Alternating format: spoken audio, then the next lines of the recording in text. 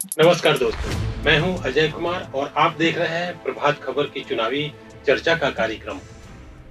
हम इस कार्यक्रम में बात करना चाहते हैं तीसरे और चौथे चरण में जहां चुनाव होने वाले हैं, उन सीटों को लेकर वहां क्या स्थिति है। और आप देखें कि इसमें सीमांचल, कोसी और मिथिलांचल जो भूभाग है, बिहार का भौगोलिक जो स्थिति है, तीनों ही शामिल है ये तीसरे और चौथे चरण के चुनाव में। तो ये काफी उर्वर भूमि भी मानी जाती है चुनाव और राजनीतिक हिसाब से। और एनडीए और महागठबंधन ने अपनी ओर से पूरी ताकत झोंक दी है। पहले चरण में 4 सीटों पर और दूसरे चरण में 5 सीटों पर चुनाव हो चुके हैं। तीसरे चरण में झंझारपुर, सुपौल, अररिया, मधेपुरा और खगड़िया में चुनाव होना है 7 मई को। और 13 मई को चुनाव होगा दरभंगा, उजियारपुर, समस्तीपुर, बेगूसराय और मुंगेर में। तो 5-5 सीटों पर ये चुनाव होने वाले हैं। और चौथे चरण तक पहुंचते पहुंचते बिहार की 40 में से आधी सीटों पर, तकरीबन 19 सीटों पर चुनाव हो चुके होंगे। तो एक तस्वीर मोटे तौर पर सामने आ पाएगी कि कैसी स्थिति रही चुनाव की और इसमें किन पार्टियों को, किस गठबंधन को थोड़ा बहुत एज है या कौन इस मुकाबले में आगे चल रहे हैं। स्टूडियो में हमारे साथ हैं मिथिलेश कुमार जी। हम इनसे समझने की कोशिश करेंगे तीसरे और चौथे चरण में जहां वोट पड़ना है वहां क्या स्थिति है, ग्राउंड रियलिटी क्या है, महागठबंधनों के बीच, दोनों ही महागठबंधनों के बीच की क्या स्थिति है और उम्मीदवार कैसे प्रचार कर रहे हैं। सभी पॉलिटिकल पार्टियों के बड़े नेता इन क्षेत्रों का दौरा कर रहे हैं। तो आइए हम समझते हैं इन सीटों के बारे में कि वहाँ क्या स्थिति है। तो हम चर्चा करते हैं मिथिलेश जी। जी झंझारपुर से। जी झंझारपुर की सीट पर रामप्रीत मंडल जदयू से उम्मीदवार हैं और सुमन कुमार महासेठ वीआईपी से खड़े हैं। तो झंझारपुर की क्या स्थिति है? जी झंझारपुर मिथिलांचल का एक प्रसिद्ध क्षेत्र है और वहाँ पहले भी धनिकलाल मंडल वगैरह जैसे लोग, देवेंद्र यादव वगैरह लोग वहाँ जीतते रहे हैं। इस बार जो स्थिति है वो पिछले 2-3 चुनावों से आप देखें तो वो अति पिछड़ा का वो प्रभुत्व वाला क्षेत्र बन गया है। जो परिसीमन है उसके बाद की जो बनावट हुई, ज्योग्राफी, भौगोलिक स्थिति बनी उसकी। तो इस बार रामप्रीत मंडल जो जदयू के पूर्व में सांसद भी हैं, मतलब 2019 में भी वो चुनाव जीते और इस बार फिर एनडीए से जदयू ने उनको उम्मीदवार बनाया है। ये सीट मानी जा रही थी कि आरजेडी महागठबंधन में वो खुद चुनाव लड़ेगा, लेकिन अंतिम समय में आरजेडी ने वो अपने सहयोगी वीआईपी को, जो विकासशील इंसान पार्टी है, उसको दे दिया और वहाँ से सुमन कुमार महासेठ जो एक कारोबारी भी है, बड़े कारोबारी हैं। सुमन कुमार महासेठ बिहार के सबसे धनवान उम्मीदवार है इस लोकसभा के चुनाव में, तो उनको वीआईपी ने अपना उम्मीदवार बनाया है। तीसरा कौन जो है वहाँ एक गुलाब यादव जो वहाँ के पूर्व विधायक हैं और उन्होंने पहले तो निर्दलीय उम्मीदवार होने की घोषणा की थी, लेकिन बसपा ने उनको अपना टिकट दिया और बसपा के सिंबल से वो झंझारपुर में चुनाव मैदान में उतरे हैं।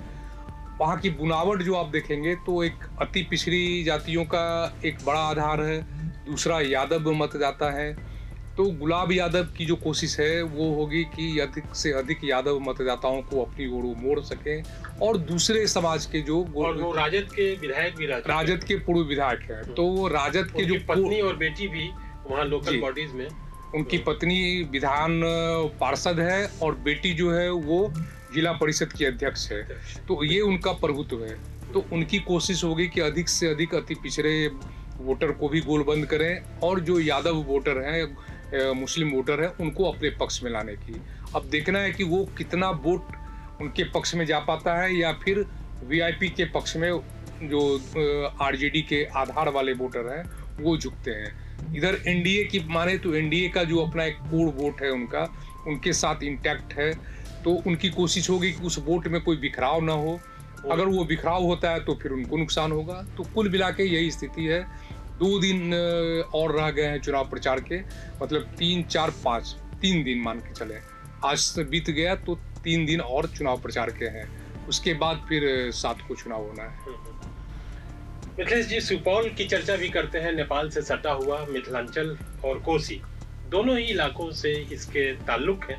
और यहाँ से जदयू के उम्मीदवार हैं दिलेश्वर कामत, और राजद ने अपना प्रत्याशी बनाया है चंद्रहास चौपाल को। चंद्रहास चौपाल आरजेडी के विधायक भी हैं। तो सुपौल में कैसी तस्वीर आप देख पा रहे हैं? ये सुपौल जो है वो झंझारपुर से सटा हुआ इलाका है। आप जैसे जैसे मिथिलांचल के आगे अब नेपाल की सीमा तरफ बढ़ेंगे तो झंझारपुर का बॉर्डर खत्म होता है, फिर सुपौल का निर्मली वगैरह शुरू हो जाता है। बराज भी वही है, बराज भी वही है जी। तो सुपौल में बराज के नाम से जी जी जी सुपौल में दिलेश्वर कामत जो जदयू के मौजूदा सांसद हैं वो उम्मीदवार हैं।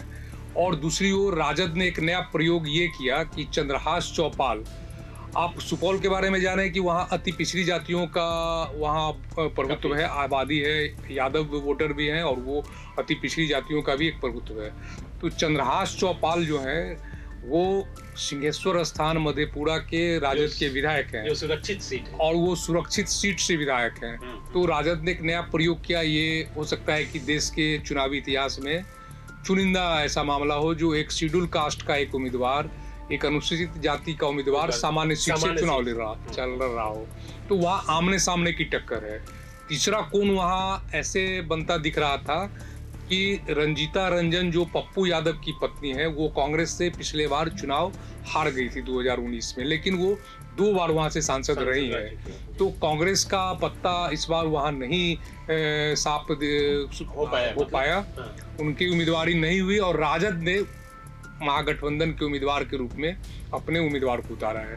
तो अब वहाँ आमने सामने की लड़ाई है, चंद्रहास चौपाल बनाम दिलेश्वर कामत। हाँ, जैसा कि आपने बताया, एक दिलचस्प उदाहरण जो दिया आपने, चंद्रहास चौपाल अनुसूचित जाति से आते हैं और वो सामान्य सीट से खड़े हैं।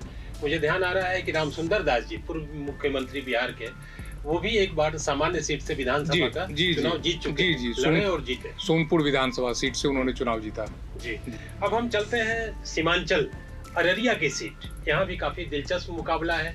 प्रदीप सिंह बीजेपी के मौजूदा सांसद हैं और शाहनवाज आलम आरजेडी के उम्मीदवार बनाए गए हैं। इनके भाई सरफराज आलम निर्दलीय हैं और वो राजद के विधायक और मंत्री भी रह चुके थे।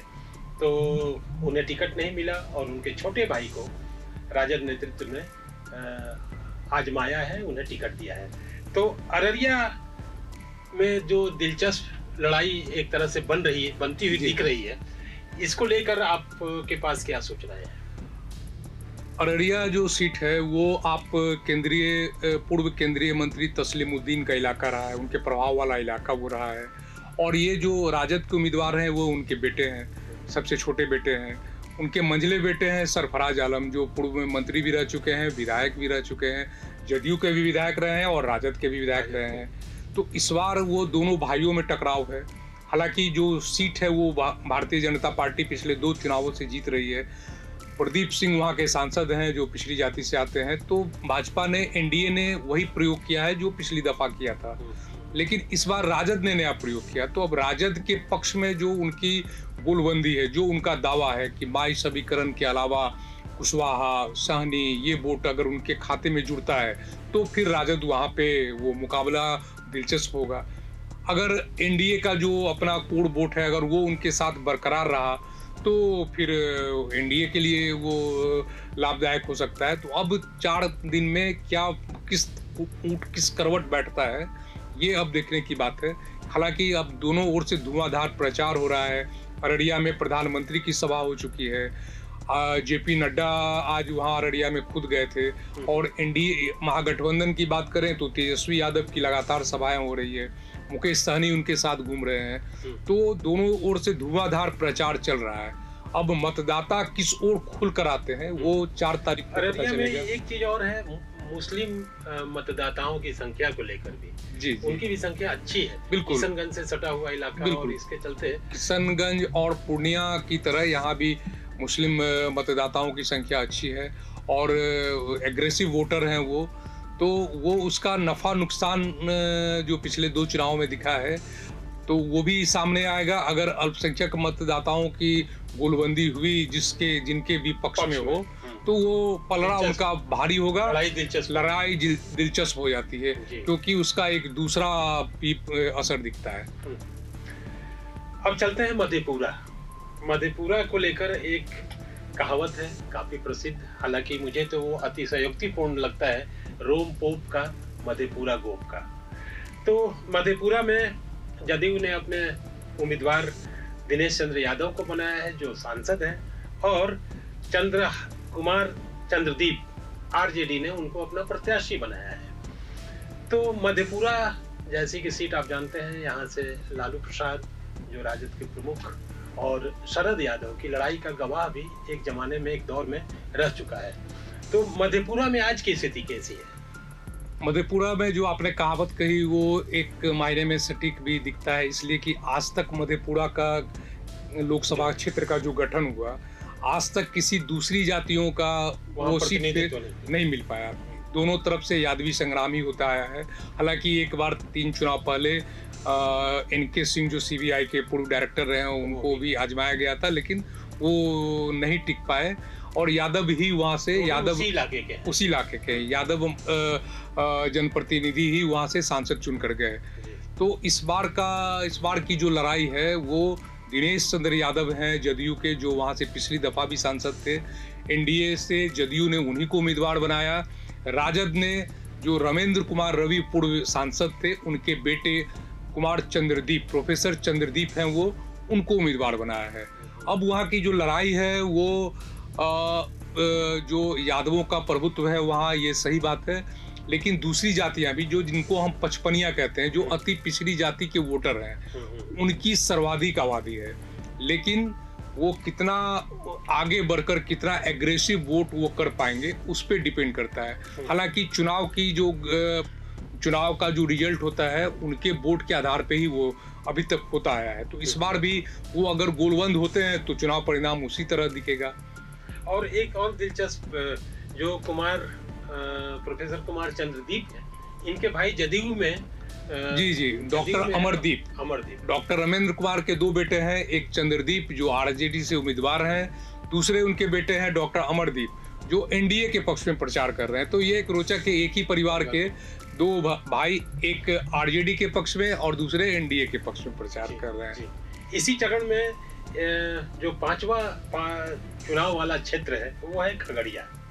खगड़िया में इस बार लोजपा ने अपने उम्मीदवार को बदल दिया और वहां से भागलपुर के कारोबारी राजेश वर्मा को उतारा है चुनाव मैदान में, और माकपा CPM के उम्मीदवार हैं संजय कुमार। तो खगड़िया में कैसा माहौल है? खगड़िया देखिए, मैं खुद 2 दिन पहले गया था खगड़िया, लेकिन खगड़िया का माहौल, मतदाता शांत है अभी भी, लेकिन जो युवा मतदाता हैं उनमें एक नई बात ये दिखी कि वो कास्ट को लेकर, अपने अधिकार को लेकर और लीडरशिप को लेकर कॉन्शियस दिखे। जैसे मैंने एक प्रिंस यादव नाम के एक लड़के से बात की, तो वो पहली बार का वोटर है, लेकिन उसे याद है कि उसको तेजस्वी यादव का चेहरा याद है। इसी तरह एक अति पिछड़ी जाति के एक लड़के ने बताया कि उसे PM मोदी का नाम याद है, चेहरा याद है। तो ये गोलबंदी है, लेकिन वहाँ जो लड़ाई है इन्हीं दोनों के बीच में है। CPM के जो संजय कुमार या संजय राय उर्फ संजय राय हैं, उनके, और नए जो उम्मीदवार हैं लोजपा रामविलास के राजेश वर्मा, इन दोनों के बीच में लड़ाई है। यहाँ भी बात वोटरों के गोलबंदी का है। कोई नया वोट, नया समीकरण अगर राजद के पक्ष में जुड़ता है तो उनका, महागठबंधन के पक्ष में जुड़ता है तो उनको लाभ मिलेगा, और इनका वोट अगर बरकरार रहा NDA का तो ये इनके पक्ष में ये 2019 के चुनाव में इस सीट से महबूब अली कैसर लोजपा से वो चुनाव जीते थे और उन्हें टिकट नहीं मिला इस बार, तो उन्होंने पार्टी छोड़ दी और राजद में शामिल हो गए। तो यह भी एक समीकरण जो नीचे ग्राउंड लेवल पर काम करता है, तो ये सब चीजें भी थोड़ी बहुत भूमिका होती है। बिल्कुल वो विकास, खगड़िया का एक एरिया जो है ऐसा भी है जो विकास से बिल्कुल अछूता है।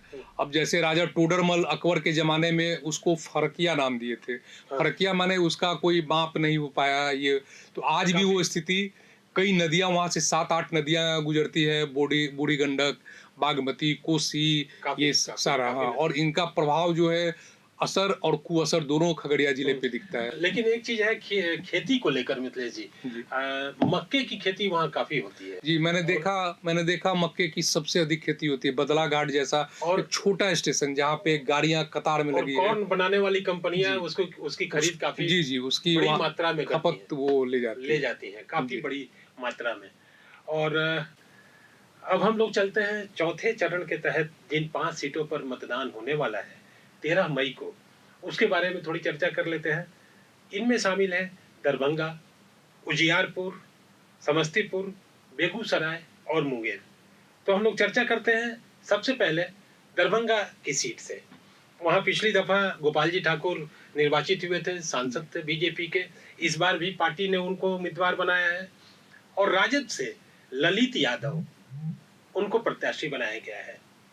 मिथिलेश जी, आपकी टिप्पणी इस पर? दरभंगा में देखिए 4 मई को प्रधानमंत्री नरेंद्र मोदी की सभा होने वाली है।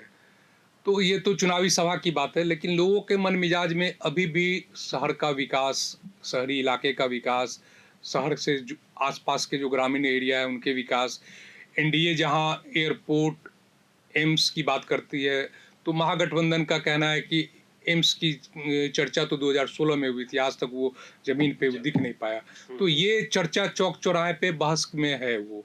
लेकिन मतदाताओं की जो गोलबंदी है, वहाँ ब्राह्मण मतदाताओं भी काफी बड़ी संख्या में है, यादव, अल्पसंख्यक।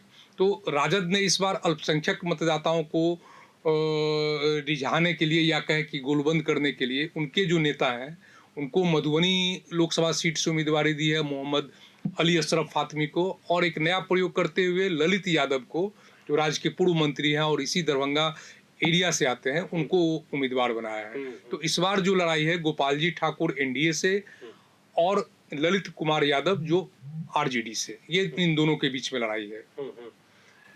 उजियारपुर भी काफी महत्वपूर्ण सीट है। यहाँ से नित्यानंद राय भाजपा के प्रत्याशी हैं और केंद्र में मंत्री भी हैं, केंद्रीय गृह राज्य मंत्री हैं। और उनके सामने फिर 2019 की तरह ही राजद ने आलोक मेहता को अपना प्रत्याशी बनाया है। तो यहाँ भी आमने सामने का ही मुकाबला है। जी हम उजियारपुर की जो बात करें तो केंद्रीय गृह राज्य मंत्री है नित्यानंद राय, और उनके सामने में है आलोक कुमार मेहता। आलोक कुमार मेहता के पिताजी भी तुलसीदास मेहता यहाँ के राज्य की राजनीति में मंत्री रहे हैं। तो मुख्यतः वहाँ जो लड़ाई है वो यादव वर्सेस कुशवाहा की लड़ाई होगी। वो वोटर जिस ओर बटेंगे, बाकी जो गोलबंद होंगे जिनके पक्ष में सामाजिक समूह है, तो वो उनको ऐड करेंगे, तो रिजल्ट उसी हिसाब से वहाँ दिखेगा। ये इस बार भी वही लड़ाई है जो 2019 में लड़ाई थी। इसमें कोई बदलाव नहीं है। कोई बदलाव नहीं है। वो गोलबंदी को लेकर है कि वो कितना बदलता है। अब राजद ने एक नया समीकरण बनाया है कुशवाहा और ये सहनी का, तो वो दोनों अगर गोलबंद होते हैं राजद के पक्ष में तो निश्चित रूप से आरजेडी और महागठबंधन मजबूत होगा। और वो अगर एनडीए के पक्ष में पहले की तरह अगर बरकरार रहा, इंटैक्ट रहा वोट उनका, तो वो उनका पलड़ा भारी रहेगा। यही स्थिति उजियारपुर में दिख रही है। मल्लाह की जहाँ तक जिक्र आपने बात कही, तो हरी सहनी को विधान परिषद में पार्टी का भारतीय जनता पार्टी ने नेता बनाया है। वो विधान परिषद में विपक्ष के नेता हुए। अब जो नई सरकार बनी उसमें वो उन्हें मंत्री भी बनाया गया है। तो भारतीय जनता पार्टी ने एक नया सहनी नेता को उभारा है। एनडीए में मदन सहनी, वैद्यनाथ प्रसाद सहनी ये पहले से रहे हैं, तो वहाँ 2-3 सहनी नेता एनडीए के पक्ष में है। अब देखना होगा कि इन सहनी नेताओं का क्या रहता है, जलवा क्या होता है अपने समाज में। जी। अब चलते हैं समस्तीपुर।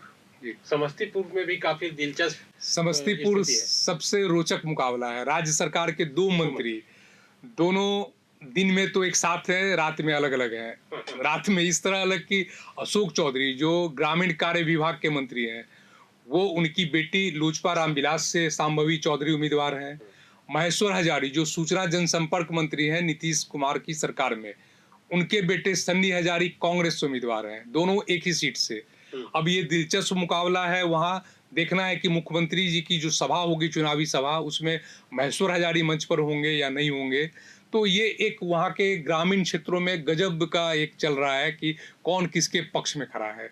अभी अशोक चौधरी की भी सभा हुई थी, तो ऊपरी तौर पे सारे लोग जदयू भाजपा के सारे लोग उनके साथ हैं, लेकिन जो भीतरी जो मुझे सूचना मिल रही है वो उसमें भीतरघात का भी हो सकता है दोनों तरफ से। हाँ, लेकिन महेश्वर हजारी ने ये स्पष्ट किया है कि जो उनके पुत्र हैं, जो हाँ। उनके बेटे हैं सन्नी हजारी, उनकी अपने विवेक से जी और बिल्कुल। अपना उनका फैसला है। जी, उन्होंने कहा कि वो उनका फैसला, उसमें मैं कहीं नहीं हूँ। लेकिन ये बता दें कि महेश्वर हजारी के पिता राम सेवक हजारी उस इलाके से सांसद रहे हैं। महेश्वर हजारी खुद सांसद रहे हैं और इस बार उनका बेटा दावेदार है, उम्मीदवार है। बेगूसराय काफी हॉट सीट है ये भी। जी। और गिरिराज सिंह भाजपा के फायर ब्रांड नेता कहे जाते हैं, वो उम्मीदवार हैं। और इनके खिलाफ भाकपा के अवधेश राय जो महागठबंधन की ओर से उतारे गए हैं। पिछली दफा यहीं इसी सीट से कन्हैया कुमार, जो इस बार ये सीट चली गई सीपीआई को समझौते में, और इसके चलते कन्हैया कुमार को दिल्ली से कांग्रेस ने खड़ा किया है। तो बेगूसराय की सीट पर क्या नजारा है? बेगूसराय की सीट, एक तो बेगूसराय को लेनिनग्राद भी कहा जाता है। वहाँ चंद्रशेखर सिंह के जमाने से शत्रुघ्न प्रसाद सिंह, सीपीआई के वरिष्ठ नेताओं वेटरन लीडर हुआ करते थे जी एक जमाने में। तो उनका वो कार्यस्थल ही रहा है।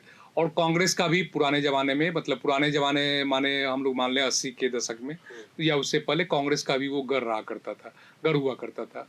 तो इस लिहाज से वो अब भारतीय जनता पार्टी ने उसको एक तरह से कहें तो वो एक अपनी दबिश बनाई है। और गिरिराज सिंह पिछले बार भी भारतीय जनता पार्टी के ही कब्जे में वो सीट थी, इस बार भी गिरिराज सिंह है। फायर ब्रिगेड नेता के रूप में उनकी पहचान है। सीपीआई ने इस बार अवधेश राय को उम्मीदवार बनाया है और अवधेश राय एक जमीनी पहचान उनकी है, जमीन से जुड़े हुए हैं। आरजेडी का जो कोर वोट है वो उनका सपोर्ट है, महागठबंधन का सपोर्ट है, कांग्रेस के भी वोट उनके साथ होंगे। पिछली दफा मिथिलेश जी वहाँ तनवीर हसन जी राजद से ने खड़ा किया जी था। राजद से तनवीर हसन तिकोना वहाँ पर संघर्ष हुआ था पिछली बार। इस बार वो स्थिति नहीं है, इस बार आमने सामने की लड़ाई है। सीपीआई बनाम भारतीय जनता पार्टी। और इसमें और दूसरी पार्टियां जो है वो एनडीए के सपोर्ट वाली एनडीए को सपोर्ट करेंगी, और महागठबंधन के पक्ष में रहने वाली जो पार्टियां, उनके जो घटक दल हैं, वो सीपीआई को सपोर्ट करेंगे। तो कुल मिला के आमने सामने की लड़ाई है और ये दिलचस्प होगा, ये हार जीत का मुकाबला वहाँ। चौथे चरण में ही जो एक सीट है मुंगेर, इस पर चर्चा हम करते हैं। और ललन सिंह जदयू के बड़े नेता और पार्टी के राष्ट्रीय अध्यक्ष रह चुके हैं, वो खड़े हैं इस बार। और उनके मुकाबले अनीता कुमारी आरजेडी से चुनाव लड़ रही हैं। तो मिथिलेश जी, मुंगेर सीट को लेकर वो भी काफी हॉट सीट है। जी। और उसमें राजद ने एक नया प्रयोग किया, यहाँ भी अनीता कुमारी को खड़ा किया है। अशोक महतो की वो पत्नी है जी। अब हम चलते हैं मुंगेर। वहाँ जदयू के प्रत्याशी हैं ललन सिंह, जो जदयू के राष्ट्रीय अध्यक्ष रह चुके हैं और 2019 में उन्होंने यहाँ से जीत हासिल की थी। और उनके मुकाबले खड़ी हैं अनीता कुमारी राजद से। मिथिलेश जी, मुंगेर की सीट को लेकर आपके पास जो सूचनाएं हैं हमारे दर्शकों के साथ साझा करें। देखिए, बिहार की जो 40 सीटें हैं लोकसभा की, उसमें सबसे प्रतिष्ठा वाली कोई सीट है तो वो है मुंगेर। इसलिए कि जदयू के पूर्व राष्ट्रीय अध्यक्ष और मुख्यमंत्री के करीबी सहयोगी वहाँ से ललन सिंह उम्मीदवार हैं। पिछली दफा उनको जीत हासिल हुई थी, लेकिन इस बार समीकरण थोड़ा बदला हुआ है और ललन सिंह को घेरने के लिए राजद ने अनीता देवी महतो, जो अशोक महतो की पत्नी है, अभी कुछ दिन पहले उनकी शादी हुई और उनको उम्मीदवार बनाया गया। अशोक महतो नवादा से मूल रूप से ताल्लुक रखते हैं। जी, लेकिन वो एरिया भी पूरा उनके प्रभाव वाला क्षेत्र में है।